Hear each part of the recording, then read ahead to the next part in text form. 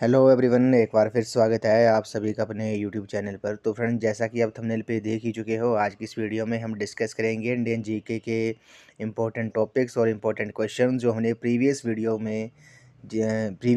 में हमने जितने भी क्वेश्चन और टॉपिक डिस्कस किए थे, आज इस वीडियो में हम उसका एक क्विक रिवीजन करेंगे जो मैंने आपको आगामी HPU BEd एंट्रांस 2020 के एग्ज़ाम में 2024 के एग्ज़ाम में ये क्वेश्चंस और टॉपिक जो होंगे वो आपको काफ़ी हेल्पफुल साबित होंगे।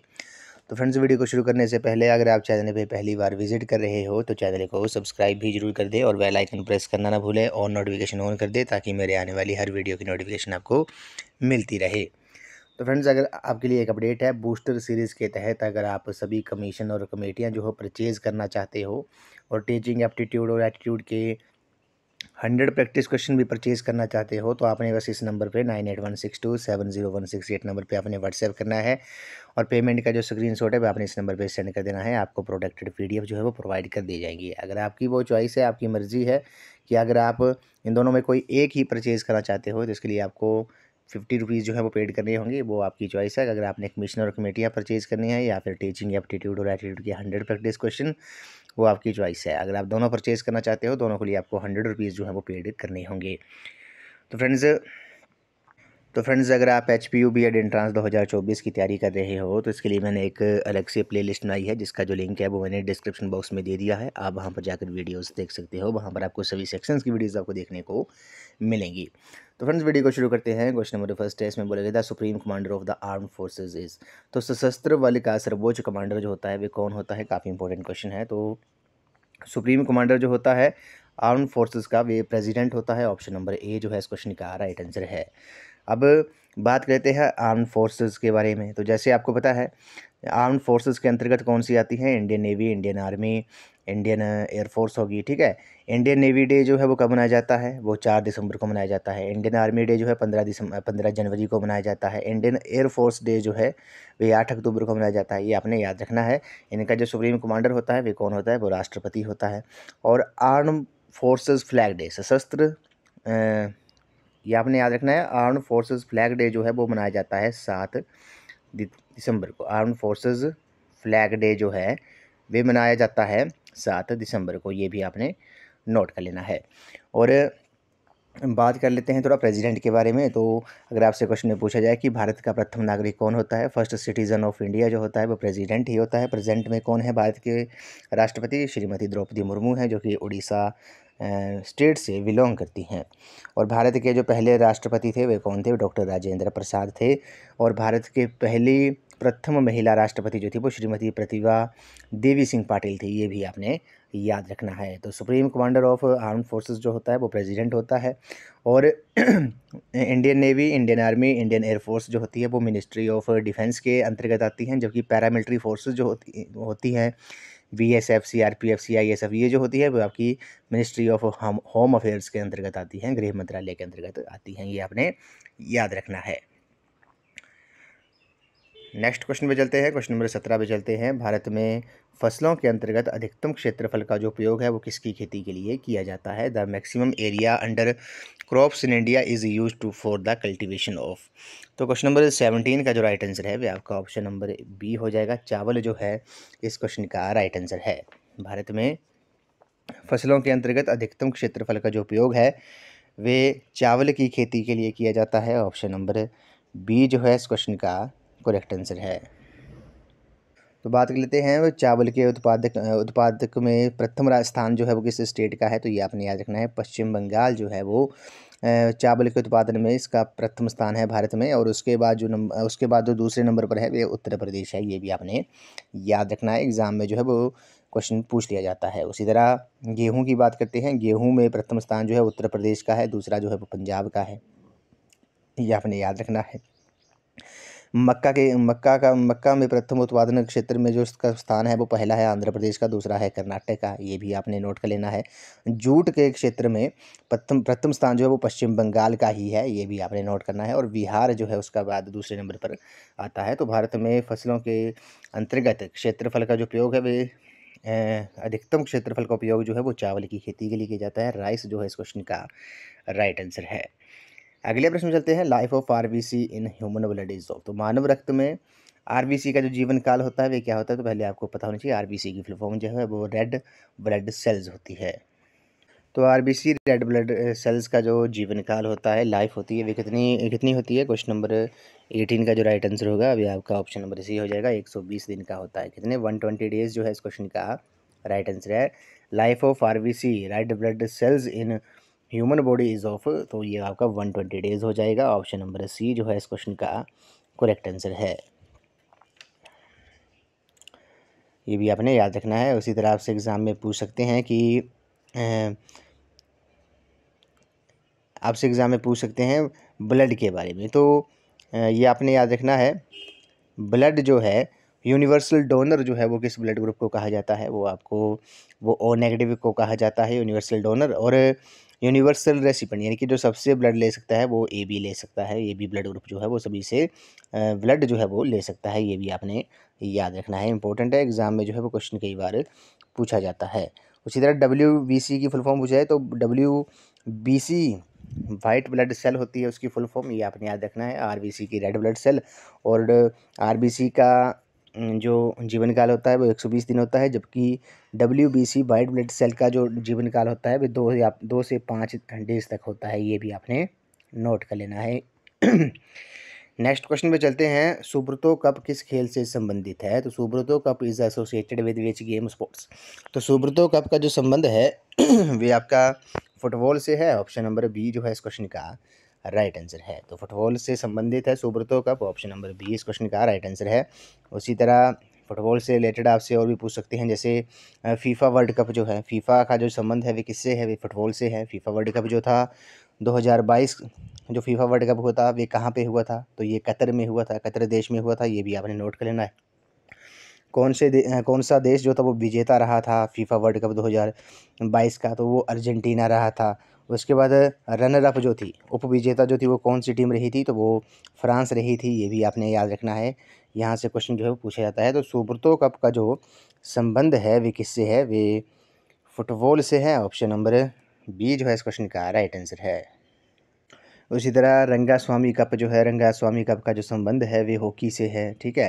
और SPUB एंट्रांस में पूछा गया था राधा मोहन कप जो है वो किससे संबंधित है, वो पोलो से है। ये भी आपने याद रखना है। उसी तरह क्रिकेट से जो संबंधित है, जैसे विजय हजारे ट्रॉफी होगी, रणजी ट्रॉफी होगी, ठीक है। ये जो है वो आपकी क्रिकेट से संबंधित है, इंपॉर्टेंट है। और फुटबॉल से सुब्रतो कप हो गया, ये फुटबॉल से है, ठीक है। तो आपने नोट कर लेना है, राधा मोहन कप जो है वो पोलो से संबंधित है, और रंगास्वामी कप जो है वो आपका हॉकी से संबंधित है।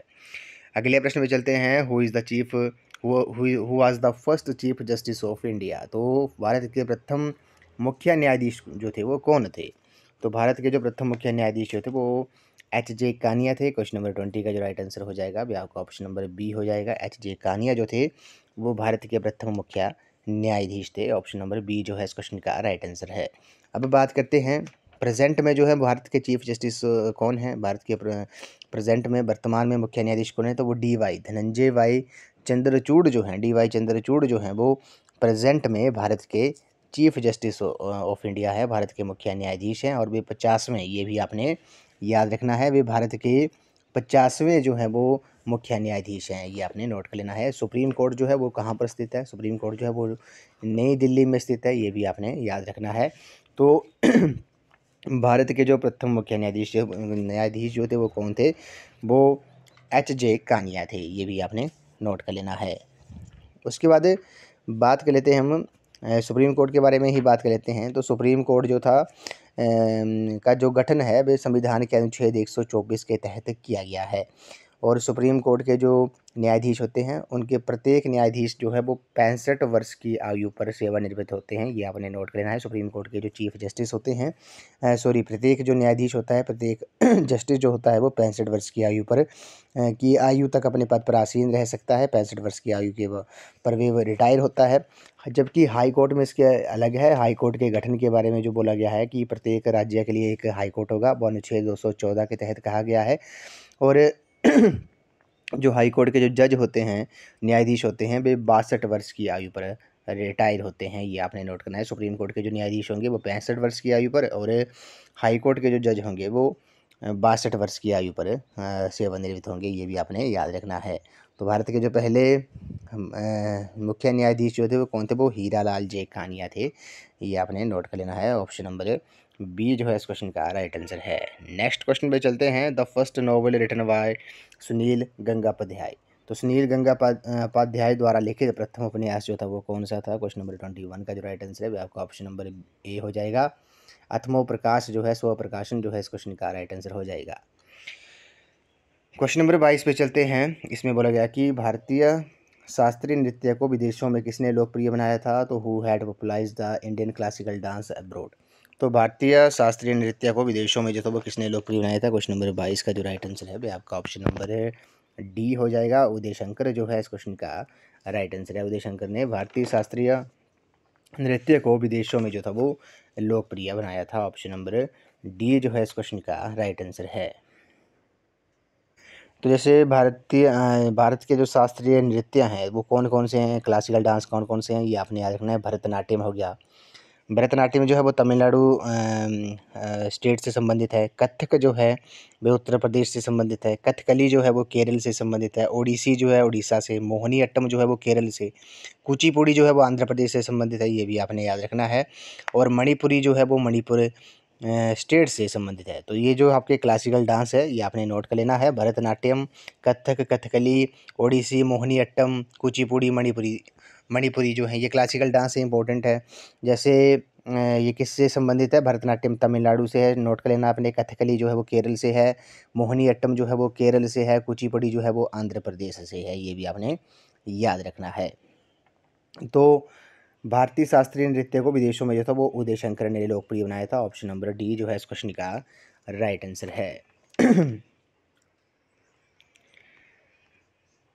अगले प्रश्न में चलते हैं। लोकसभा अध्यक्ष अपना त्याग पत्र जो है वो निम्न में से किसे सौंपता है। वो Lok Sabha speaker address is her resignation to whom among the following. तो जो लोकसभा अध्यक्ष होता है वे अपना जो त्याग पत्र है वे किसे सौंपता है। क्वेश्चन नंबर 23 का जो राइट आंसर होगा अभी आपका ऑप्शन नंबर ए हो जाएगा। लोकसभा उपाध्यक्ष को, किसको, लोकसभा उपाध्यक्ष को, डिप्टी स्पीकर को जो है वो अपना रेजिग्नेशन लेटर जो होता है, अपना त्याग पत्र जो वो डिप्टी स्पीकर को सौंपता है। ऑप्शन नंबर ए जो है इस क्वेश्चन का राइट आंसर है।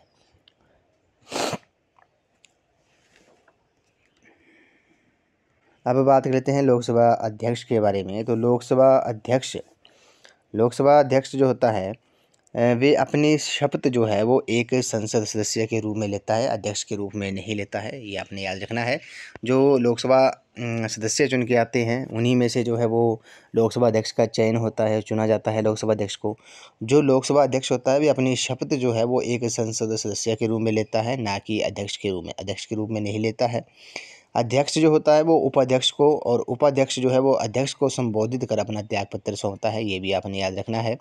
संयुक्त अधिवेशन की अध्यक्षता जो है, संसद के संयुक्त अधिवेशन की जो अध्यक्षता है वे लोकसभा के अध्यक्ष द्वारा की जाती है। और संयुक्त बैठक से अध्यक्ष की अनुपस्थिति के दौरान सदन का जो उपाध्यक्ष है यदि वे भी अनुपस्थित है तो राज्यसभा का उपसभापति जो है वे उपसभापति, या यदि वे भी अनुपस्थित है तो ऐसा व्यक्ति पीठासीन होगा जो उस बैठक में उपस्थित सदस्यों द्वारा नियुक्त किया जाए। तो संयुक्त अधिवेशन की जो अध्यक्षता है वे लोकसभा के अध्यक्ष के द्वारा की जाती है। संयुक्त बैठक से अध्यक्ष की अगर अनुपस्थित है तो सदन का उपाध्यक्ष, अगर उपाध्यक्ष भी लोकसभा का अनुपस्थित है तो राज्यसभा का उपसभापति, अगर राज्यसभा का उपसभापति भी अनुपस्थित है तो ऐसा व्यक्ति जो है वो पीठासीन होगा, अध्यक्षता करेगा जो उस बैठक में उपस्थित सदस्यों द्वारा नियुक्त किया जाए। ये आपने याद रखना है। लोकसभा अध्यक्ष जो होता है वे संसद व राष्ट्रपति के मध्य होने वाला पत्र व्यवहार तथा कोई विधेयक, धन विधेयक है या नहीं, इसका निर्णय करता है। तो लोकसभा अध्यक्ष जो होता है वो संसद और राष्ट्रपति के मध्य होने वाले पत्र व्यवहार करता है, ये भी आपने याद रखना है। अभी जो है प्रेजेंट में चुनाव हुए हैं, लोकसभा की 18वीं लोकसभा के लिए चुनाव हुए हैं। अभी जो है इससे पहले जो लोकसभा अध्यक्ष थे वो श्री ओम बिरला थे। अभी प्रेजेंट में जो अभी चुनाव हुए हैं 18वीं लोकसभा के लिए चुनाव हुए हैं, जिसमें जिसका जो परिणाम था वे 4 जून को आया था। अभी जो प्रेजेंट में भारत में सेंटर में जो सरकार है वे एनडीए की है, नेशनल डेमोक्रेटिक अलायंस की है। और अभी जो है लोकसभा अध्यक्ष का जो चुनाव है वो होना है। अभी तक लोकसभा अध्यक्ष जो है वो चुना नहीं गया है। तो जैसा ही लोकसभा अध्यक्ष जो चुने जाएंगे तो मैं आपको मैं आपको वीडियो में उसकी अपडेट दे दूँगा। तो 18वीं लोकसभा के लिए चुनाव हुए हैं, ये भी आपने याद रखना है। नेक्स्ट क्वेश्चन में चलते हैं। निम्नलिखित में से कौन सा लेख वार्षिक वित्तीय विवरण बजट से संबंधित है? Which of the following article deals with annual financial statement. तो बजट से जो है वो कौन सा आर्टिकल जो है वो संबंधित है? काफ़ी इंपॉर्टेंट क्वेश्चन है। क्वेश्चन नंबर 24 का जो राइट आंसर है वो आपका ऑप्शन नंबर सी हो जाएगा। आर्टिकल 112 जो है, आर्टिकल 112 जो है वे बजट से संबंधित है। ऑप्शन नंबर सी जो है इस क्वेश्चन का राइट आंसर है। अभी प्रेजेंट में जो भारत के जो वित्त मंत्री बने हैं वो कौन बने हैं? वो श्रीमती निर्मला सीतारमण बने हैं। ये भी आपने नोट कर लेना है। तो आर्टिकल 112 जो है, अनुच्छेद 112 जो है वो आपका किससे संबंधित है? वे बजट से संबंधित है। ये भी आपने नोट करना है। कुछ इंपॉर्टेंट आर्टिकल के बारे में भी हम बात कर लेते हैं। जैसे आर्टिकल 61 जो है वो क्या कहता है? आर्टिकल 61 जो है 61 जो है वो राष्ट्रपति के ऊपर महाभियोग की प्रक्रिया यानी कि उससे पद से मुक्त हटाया जा सकता है।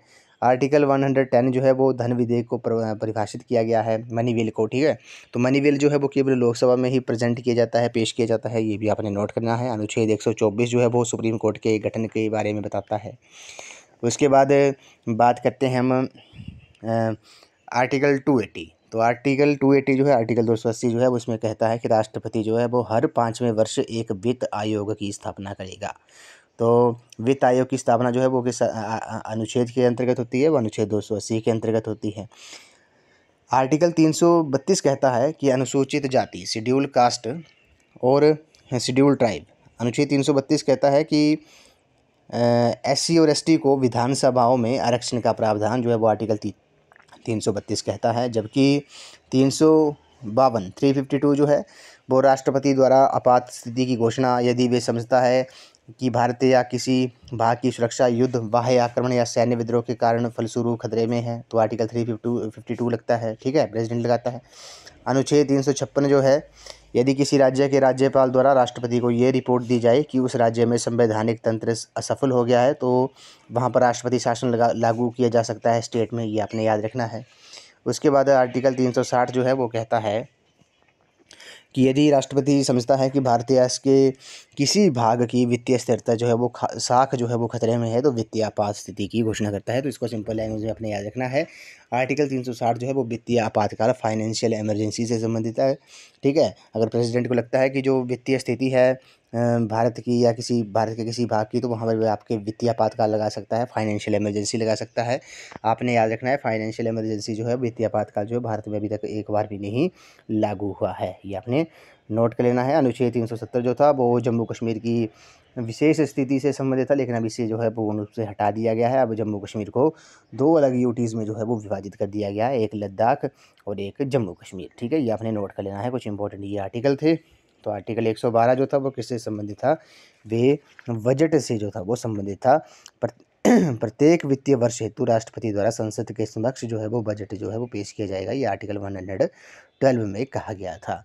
आर्टिकल 21A जो है वो राज्य से 6 से 14 वर्ष तक के बच्चों को निःशुल्क और अनिवार्य शिक्षा उपलब्ध करवाएगा। ये 86वां संविधान संशोधन 2002 के अंतर्गत कहा गया है। उसके बाद बात करते हैं अंतर्राष्ट्रीय योग दिवस जो है वो कब मनाया जाता है? तो when is the international yoga day celebrated? तो ये अंतर्राष्ट्रीय योगा दिवस जो है वो प्रत्येक वर्ष 21 जून को मनाया जाता है। ऑप्शन नंबर ए जो है इस क्वेश्चन का राइट आंसर है। वर्ल्ड पॉपुलेशन डे, विश्व जनसंख्या दिवस जो है वो 11 जुलाई को मनाया जाता है। ये भी आपने नोट कर लेना है। तो इंटरनेशनल योगा डे जो है वो प्रत्येक वर्ष 21 जून को मनाया जाता है।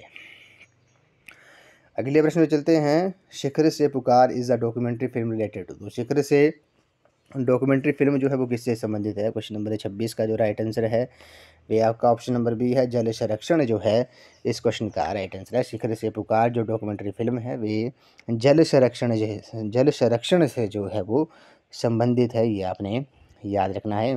ऑप्शन नंबर बी जो है इस क्वेश्चन का राइट आंसर है।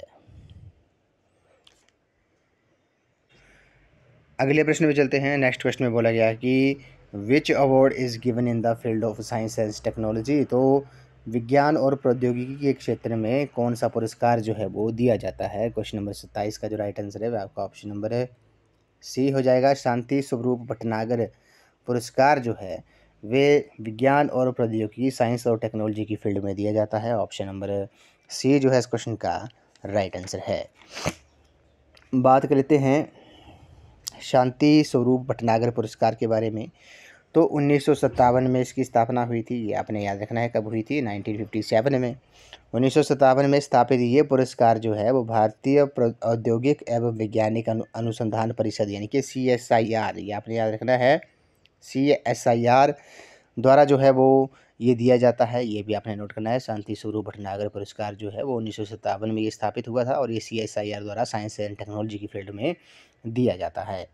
उसके बाद जैसे अर्जुन पुरस्कार जो है, अर्जुन पुरस्कार जो है वो 1961 में इसकी स्थापना हुई थी और भारत द्वारा विभिन्न खेलों में विशेष उपलब्धि प्राप्त करने वाले खिलाड़ियों को प्रदान किया जाता है।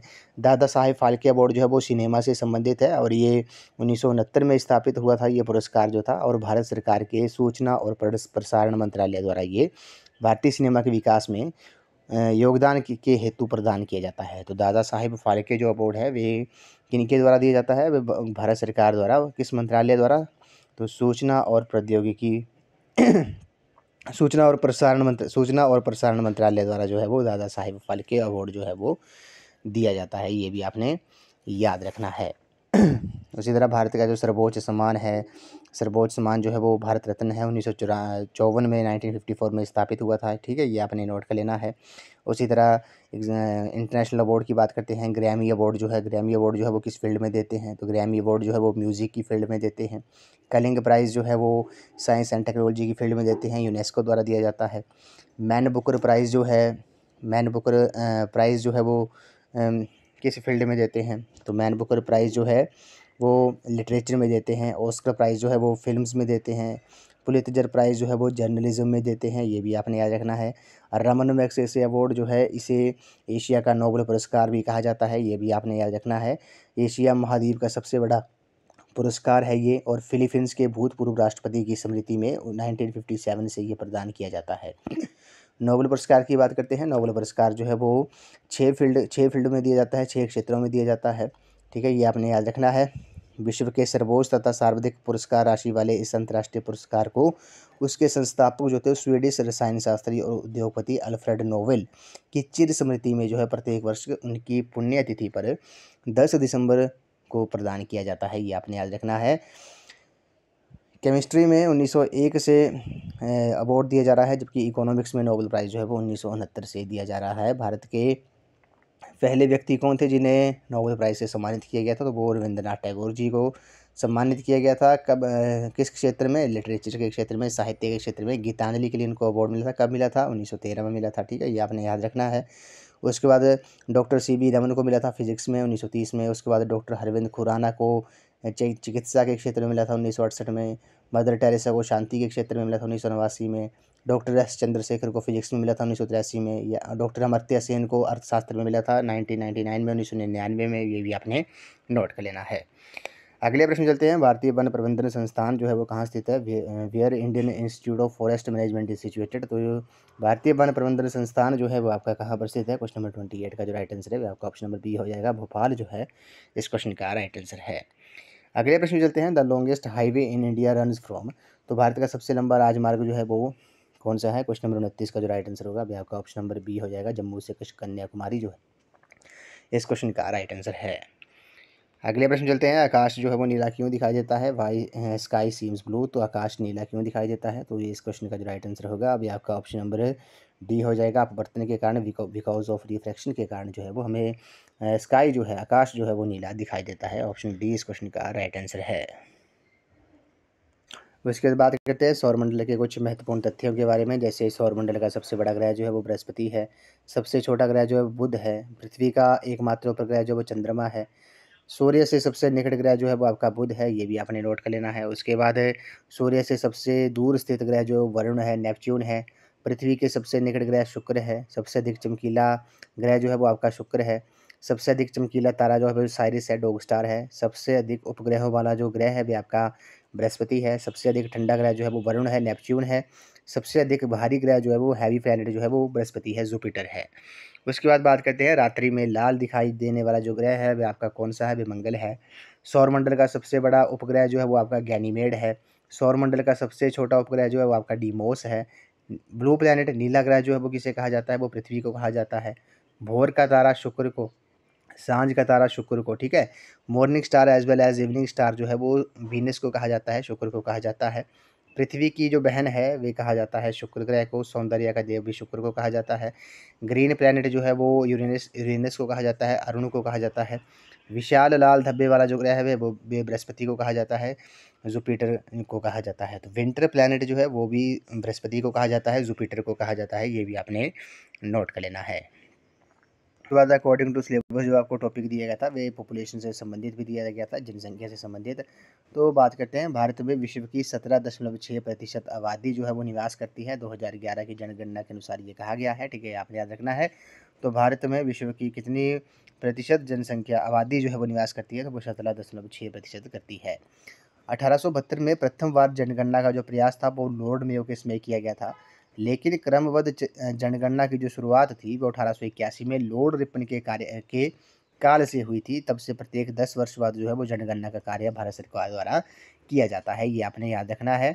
तो 1872 में प्रथम बार जनगणना का जो प्रयास था वो लॉर्ड मेयो के समय किया गया था, लेकिन जो क्रमबद्ध जनगणना थी मतलब सिस्टमेटिक जो जनगणना थी, क्रमबद्ध जनगणना जो थी वो 1881 में लॉर्ड रिपन के काल से हुई थी। उसके बाद प्रत्येक 10 वर्ष बाद जो है जनगणना का कार्य जो है वो भारत सरकार द्वारा किया जाता है।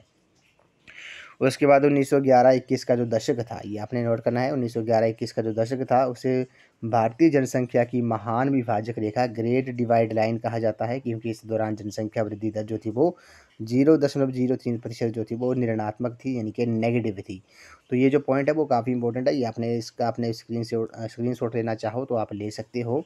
तो पूछ लेते हैं कि भारतीय जनसंख्या के किस दशक को जो है वो महान विभाजक रेखा ग्रेट डिवाइड लाइन कहा जाता है। तो 1911-21 के दशक को क्यों कहा जाता है, क्योंकि इस दौरान जो जनसंख्या वृद्धि दर जो थी, दर जो थी वो नेगेटिव थी, कितनी थी, 0.03% जो थी वो थी, ये आपने याद रखना है।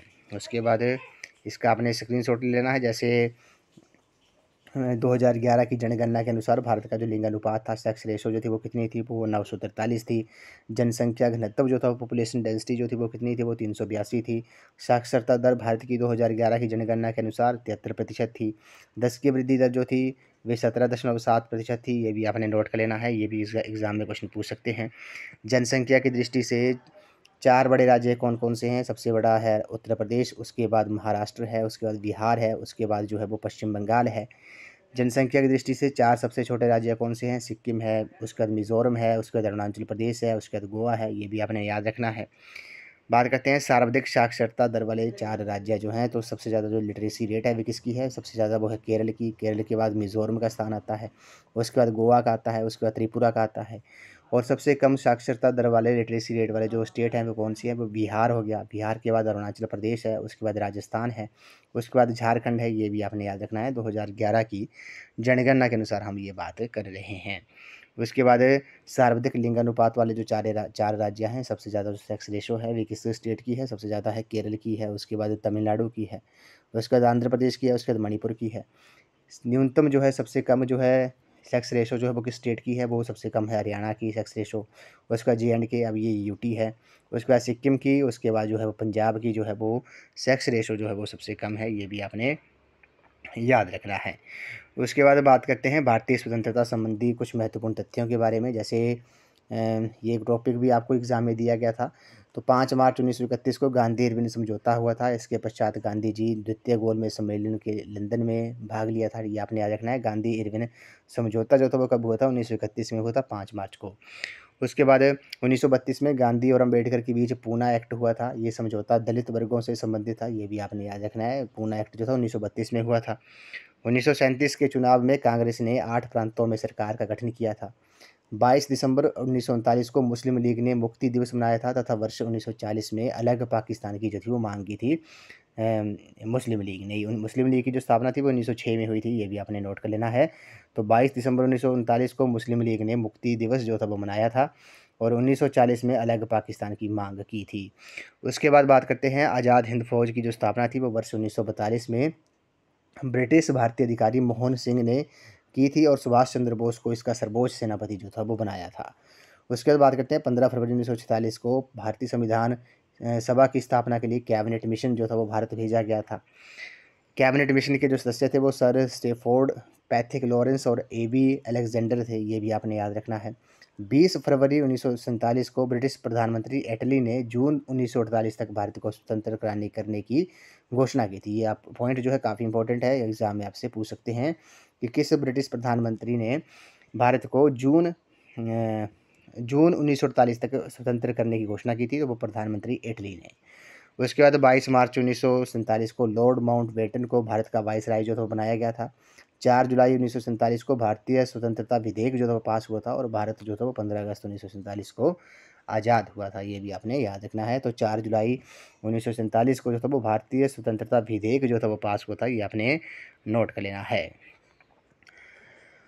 तो फ्रेंड्स, आज की इस वीडियो में बस इतना ही। आज हमने इंडियन जीके के इंपॉर्टेंट क्वेश्चन, इंपॉर्टेंट टॉपिक जो थे वो हमने जो प्रीवियस वीडियो में डिस्कस किए थे, उनको हमने इस वीडियो में क्विक रिवीजन के तहत क्विक डिस्कस किया हमने। अगर इनमें से कोई टॉपिक छूट जाता है तो हम उसको आगामी वीडियो में भी क्विक रिवीजन में ले आएंगे, उसको डिस्कस कर लेंगे। या फिर आपने प्रीवियस वीडियो जो है इंडियन जीके की, वो आपने वीडियोस बहुत ज़रूर देख लेनी है, उससे भी आपको काफ़ी हेल्प मिलेगी। तो आपने जो क्विक रिवीजन सीरीज़ जो है वो आपने मिस नहीं करनी है। इसमें मेनली हम जो हमने प्रीवियस वीडियोज़ में डिस्कस किया था उसको हम इसमें क्विक डिस्कस करेंगे। तो फ्रेंड्स, आज की इस वीडियो में बस इतना ही। आई होप आपको वीडियो पसंद आई होगी, तो वीडियो को लाइक शेयर एंड कमेंट जरूर कर दें और चैनल को सब्सक्राइब भी जरूर कर दें। बेल आइकन प्रेस करना ना भूलें और नोटिफिकेशन ऑन कर दें ताकि मेरे आने वाली हर वीडियो की नोटिफिकेशन आपको मिलती रहे। तो फ्रेंड्स, अगर आप सभी कमीशन और कमेटियाँ जो हो परचेज़ करना चाहते हो, टीचिंग एप्टीट्यूड और एटीट्यूड के 100 प्रैक्टिस क्वेश्चन भी परचेज़ करना चाहते हो विद आंसर की, वो आपको हिंदी लैंग्वेज में मिलेंगे, टीचिंग एप्टीट्यूड और एटीट्यूड के क्वेश्चन। तो आपने बस इस नंबर पे व्हाट्सएप करना है और अगर आपने दोनों परचेज़ करने हैं तो दोनों के लिए आपको 100 रुपीज़ जो है वो पेड करने होंगे। पेमेंट का स्क्रीनशॉट आपने इस नंबर पे सेंड कर देना है। अगर आप इन दोनों में से कोई एक परचेज़ करना चाहते हो तो आपको मात्र 50 रुपये जो है वो पेड करने होंगे। वो आपकी चॉइस है कि अगर आप दोनों परचेज़ करना चाहते हो दोनों कर सकते हो, अगर आप कोई एक परचेज़ करना चाहते हो तो एक ही परचेज़ कर सकते हो। तो फ्रेंड्स, अगर आप HPU BEd एंट्रांस की तैयारी कर रहे हो तो इसके लिए मैंने एक अलग से प्लेलिस्ट बनाई है, जिसका जो लिंक है वो मैंने डिस्क्रिप्शन बॉक्स में दे दिया है। आप वहां पर जाकर वीडियोस देख सकते हो, वहां पर आपको सभी सेक्शंस की वीडियोस आपको देखने को मिलेंगी। तो फ्रेंड्स, आज की इस वीडियो में इतना ही। आई होप आपको वीडियो पसंद आई होगी, तो वीडियो को लाइक शेयर एंड कमेंट जरूर कर दें और चैनल को सब्सक्राइब भी जरूर कर दें। तो थैंक यू फ्रेंड्स।